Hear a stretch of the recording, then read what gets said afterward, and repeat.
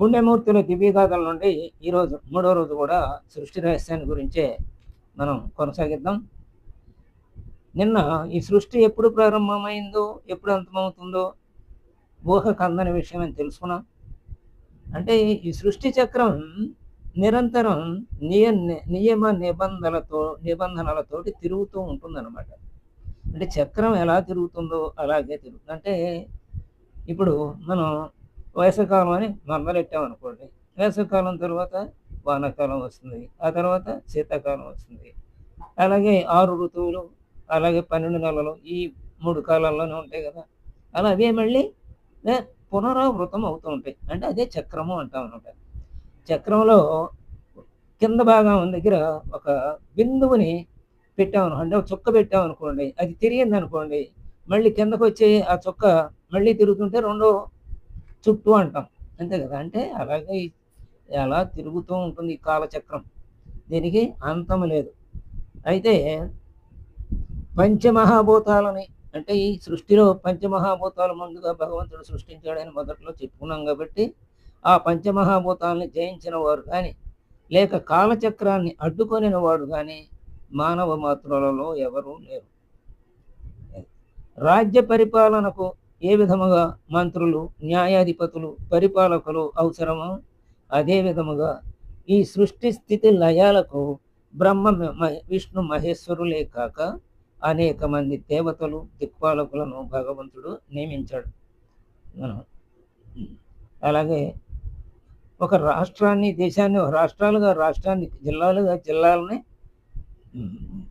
మండలాలని గ్రామాలుగా ఇలా విభజించుకుని గ్రామానికి ఒక అధిపతి, మండలానికి ఒక అధిపతి, జిల్లాకు ఒక అధిపతి ఉన్నట్టుగానే బ్రహ్మ కూడా ఈ విస్తృతమైనటువంటి అంటే భగవంతుడు కూడా ఈ ముగ్గురునే సృజించడం కాకుండా ఈ ముగ్గురికి సహాయకులుగా దేవతల్ని సృష్టించాడు. అదే మనం ఏం చెప్పుకుంటామంటే ఈ శరీరం కూడా ఆ బ్రహ్మాండంతో పోల్చుకొని ఈ శరీరంలో 25 తత్వాలు ఉన్నాయని, 25 తత్వాలకి 25 అధిష్టాన దేవతలు ఉన్నారని, ఆ దేవతలే వీటిని నడుపుతున్నారని, ఆ రకంగా ఈ జీవి తన జీవితాన్ని సాగిస్తున్నాడని, ఆ దేవతలు ఎవరు లేరనుకోండి ఆ తత్వానికి, అప్పుడు ఆ తత్వం కుంటుపడిపోతుంది. ఉదాహరణ మనం చెయ్యి తీసుకున్నాం. చెయ్యిని ఈ కనపడే చెయ్యిని మనం ఆధ్యాత్మికం అంటాం. ఆధ్యాత్మికం అంటే శరీరం. ఆధ్యాత్మిక విద్య అంటే శరీరాన్ని గురించి తెలుసుకోవటం. శరీరాన్ని గురించి తెలుసుకోవటం అంటే మనమే శరీరం అనుకుంటున్నాం కదా వాస్తవంగా, ఏమీ తెలియనప్పుడు. కానీ వాస్తవంగా మనం శరీరం కాదు, శరీరాన్ని నడిపించేటువంటి చైతన్యం లోపల ఉంది, ఆత్మ. అది ఈ శరీరాన్ని నడిపిస్తోంది అనుకుంటాం. అయితే ఈ శరీరంలో ఎన్ని భాగాలు ఉన్నాయంటే 25 భాగాలు ఉన్నాయి. ఆ 25 భాగాల్లో ఇది కర్మేంద్రియాల్లో పాణి అంటాం ఈ చెయ్యిని. ఈ చెయ్యి మామూలుగా స్థూలంగా కనపడే దాన్ని స్థూలం అంటాం, ఆధ్యాత్మం అంటాం. ఇది చేసే పని ఉంది కదా. చెయ్యి ఏం చేస్తుంది? ఇచ్చి పుచ్చుకుంటా చేస్తుంటుంది.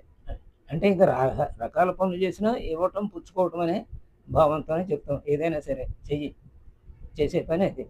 అంటే ఆ పనిని అధిభౌతికము అంటారు. ఆ చెయ్యి చేసే పని అది. ఆ చెయ్యి ఆ పని చేయటానికి ఆ శక్తి చేతిలో ఈ స్థూలమైన శరీరానికి ఎలా వచ్చిందంటే అందులో ఒక అధిష్టాన దేవత ఉన్నాడు. ఆయన్ని ఇంద్రుడు అంటాం. అంటే ఇంద్రుడు అనే శక్తి, దేవతా శక్తి ఇక్కడ పనిచేస్తేనే చెయ్యి పనిచేస్తుంది. లేకపోతే చెయ్యి పని చేయలేదు అంటే పక్షవాతం వచ్చినట్టుగా పని చేయలేదంటే ఇంద్రశక్తి అక్కడ కోల్పోయాడు అనమాట. ఇలా ఈ శరీరంలో 25 దేవతలు నడిపిస్తున్నట్టుగానే ఈ ఈ దేశాన్ని కూడా రాష్ట్రపతి కింద, మంత్రులు ప్రధానమంత్రి కింద, మంత్రులు ఎంతమంది ఉండి అక్కడి నుంచి ఇంకా జిల్లా కలెక్టర్లు వీళ్ళందరూ, రాష్ట్ర చీఫ్ సెక్రటరీ వీళ్ళందరూ నడిపిస్తున్నారు కదా వాళ్ళ సహాయకులుగా. అలాగే ఈ దిక్పాలకులు, దేవతలు వీళ్ళందరూ కూడా ఆ సృష్టిలో భగవంతుడికి సహాయపడి ఈ సృష్టి ఇలా కొనసాగటానికి, సృష్టి స్థితి లయాలు క్రమ పద్ధతిలో జరగటానికి, విశ్వమంతా క్రమంగా నడవటానికి ఓ క్రమ పద్ధతిలో సహాయపడుతున్నారన్నమాట. ఆయా విధులను వీళ్ళందరూ కూడా భగవంతుని ఆదేశ ప్రకారం చేస్తూ ఉంటారు. వారు భగవంతుని ఆజ్ఞను తూచా తప్పకుండా పాటిస్తూ ఉంటారు. ఒకవేళ అలా పాటించలేదనుకోండి, అక్కడైతే అది సక్రమంగానే జరుగుతూ ఉంటుంది. ఇక్కడైతే మనకిక్కడ నియమించబడినటువంటి అధికారులు ఒక్కొక్కసారి ఎప్పుడైనా తప్పు చేస్తే అందుకనే సస్పెండ్ చేస్తూ ఉంటారు. అయితే ఒక్కోసారి డిస్మిస్ కూడా చేస్తూ ఉంటారు. అక్కడ దేవతలు కాబట్టి ధర్మంగా అలా ప్రవర్తిస్తారు కాబట్టి అక్కడ సాధారణంగా అలాంటివి జరగవు. మనకిక్కడ జరుగుతూ ఉంటాయి అలా. అలా కాలానుక్రమంగా తమ విధులన్నిటిని వీళ్ళందరూ దిక్పాలకులేమిటి, బ్రహ్మ విష్ణు మహేశ్వరులేమిటి, ఇంకా మిగతా ఈ శరీరంలో ఇప్పుడు చెప్పుకున్నటువంటి 25 తత్వాలకు సంబంధించిన 25 అధిష్టాన దేవతలేంటి వీళ్ళందరూ కూడా వాళ్ళ పనుల్ని వాళ్ళు సక్రమంగా నిర్వర్తిస్తూ ఉంటారు.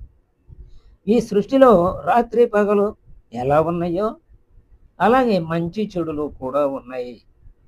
చెడును త్యజించి మంచిని అవలంబించటంలో మానవుడు జీవరాశులకు ధర్మం ఉంది. అంటే ధర్మము దేని వైపు నడిపిస్తుందంటే ధర్మంగా ఉండు అంటే మంచి అనమాట. ధర్మంగా లేకపోవటం అంటే చెడు అనమాట. అంటే రాత్రి అంటే రాత్రిని చెడుతో పోలుస్తాం, పగటి పూటని మంచితో పోలుస్తాం. అందుకని రాత్రి చెడులు ఈ సృష్టిలో ఉన్నట్టుగానే మంచి చెడులు ఉన్నాయి. అయితే రాత్రి వాస్తవంగా చెడు చెడ్డవాళ్ళకే చెడుది. మంచి వాళ్ళు ఏం చేస్తారంటే దేవాలయానికి వెళ్ళటం లేకపోతే సత్సంగ పట్టడం, పగలంతా సంపాదన గురించి ఆలోచించి రాత్రిపూట తమ విశ్రాంతి తీసుకుంటూ అది భగవంతుని గురించి ఆలోచిస్తూ ఈ జన్మనిచ్చినటువంటి ఆ భగవంతుడికి కృతజ్ఞతలు జరుపుకుంటూ తనని మళ్ళీ తనలో ఆ భగవంతునిలో లీనం చేసుకునేటువంటి జ్ఞానాన్ని ప్రసాదించమని దానికి తగ్గట్టుగా ప్రవర్తించేట్టుగా అనుగ్రహించమని కోరుకుంటారు మంచివాళ్ళు. అంటే రాత్రిని కూడా సద్వినియోగం చేసుకుంటారు అనమాట. అలాగే ఈ సృష్టిలో మానవుడికి ఒక్కడికే విచక్షణ జ్ఞానం ఇచ్చాడు. మానవుడికి జ్ఞానం ఉంది, బుద్ధిమంతుడు విచక్షణ జ్ఞానం ఉంది. మిగతా వాటికి విచక్షణ జ్ఞానం లేదు. పశువులు ఉన్నాయి, పశువులకి ఉపాధి జ్ఞానం మాత్రమే ఉంటుంది. ఉపాధి జ్ఞానం అంటే బాతు, కోడి ఉన్నాయి. బాతు నీళ్ళలోకి వెళ్ళిపోతుంది, అది ఉపాధి జ్ఞానం. దానికి నేను ఈదగలనని దానికి తెలుసు, జన్మతః అలా ఆ డిజైన్ చేయబడింది అనమాట భగవంతుడి చేత. కోడి అమ్మో నేను వెళ్తే మునిగిపోతాననే భావన దానికి తెలుసు, అదే ఉపాధి జ్ఞానం. ఇక్కడ మనకి ప్రత్యేకంగా మనకి విచక్షణ జ్ఞానాన్ని ఇచ్చాడు. వాటికి ఉపాధి జ్ఞానం అయితే మనకి విచక్షణ జ్ఞానం. ఈ విచక్షణ జ్ఞానం ఏం చేయాలంటే ఆయన సృష్టించినటువంటి 84 లక్షల జీవరాశుల్లో ఉన్నటువంటి మంచి లక్షణాన్ని మనం ఏరుకోవాలి. ఆ విచక్షణతోటి ఓహో చేముంది రాత్రి మగలు పనిచేస్తుంది, కూడబెడుతుంది, అంతే. ఆ కూడబెట్టడం వరకే దాన్ని చూడాలి. అట్లాగే మనం కూడా శ్రమ పడాలి. దాని నుంచి నేర్చుకోవాల్సిందంటే శ్రమ, క్రమశిక్షణ. ఎందుకంటే చేమలు చూడండి అన్నీ ఒకే దారిలో వెళ్తుంటాయి, ఒకదాని తర్వాత ఒకటి వెనకాల. అలా దాని అంటే ఆ చేమను చూసి అది నేర్చుకోవాలి. మరి తుమ్మెదను చూసి ఏం నేర్చుకోవాలి అంటే ఈ సృష్టిని చెడగొట్టకుండా మనం సృష్టిలో నుంచి మనకు కావాల్సినవి మనం తీసుకోవాలి. సృష్టిని అది చెడగొట్టదు. ఒక పువ్వు మీద వాలిందనుకోండి, ఆ పువ్వులోని మకరందాన్ని చక్కగా తీసుకుంటుంది, ఆ పువ్వు చెడకుండా ఉంటుంది. అలాగే ఆ పువ్వు మళ్ళీ ఫలదీకరణం చెంది కాయగా మారటానికి పనికొస్తుంది. అంటే సృష్టి నిర్మాణంలో తుమ్మెద సృష్టి చెడకుండా తనకు కావలసిన ఆహారాన్ని తీసుకుని తాను సృష్టి ఇంకా ఎదగటానికి వీలుగా సహాయపడుతూ తాను జీవిస్తూ ఉంటుంది. అలాగే మానవులమైన మనం కూడా అలా జీవించాలి అన్నమాట. అంతేగాని ఏనుగులాగా జీవించు. అంటే ఇక్కడ పోలిక ఒకటే. ఏనుగు ఏం చేస్తుందంటే ఒక తామర పొలంలోకి వెళ్ళింది అనుకోండి, ఆ తామర పొలంలో దిగిన తర్వాత తను ఆ నీళ్ళని పీల్చుకుని తొండంతో తన మీద పోసుకునేటమే కాకుండా అక్కడున్న తామర తూడులన్నిటినీ ధ్వంసం చేస్తుంది, అంటే నాశనం చేస్తుంది. అలా సృష్టి నాశనం అవ్వకుండా ఏనుగులాగా, అంటే ఈ పోలికలో మాత్రమే ఏనుగుని మనం చెప్పుకున్నాం. మిగతా అనేక లక్షణాలు మంచిగా ఉన్నాయి ఏనుగుకి, దాని విషయం వచ్చినప్పుడు మనం చెప్పుకుందాం.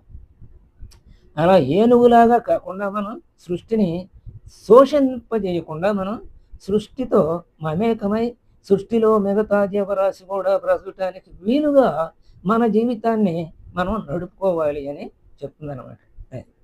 కాబట్టి అదే మానవుడికి జ్ఞానం అందుకుని విచక్షణ జ్ఞానం ఇచ్చాడు. ఈ విచక్షణ జ్ఞానం ఈ ఉన్నవాడు ఏమవుతాడంటే తప్పనిసరిగా చెడును త్యజిస్తాడు, మంచిని పాటిస్తాడు. రేపు మిగతాది తెలుసుకుందాం. స్వస్తి.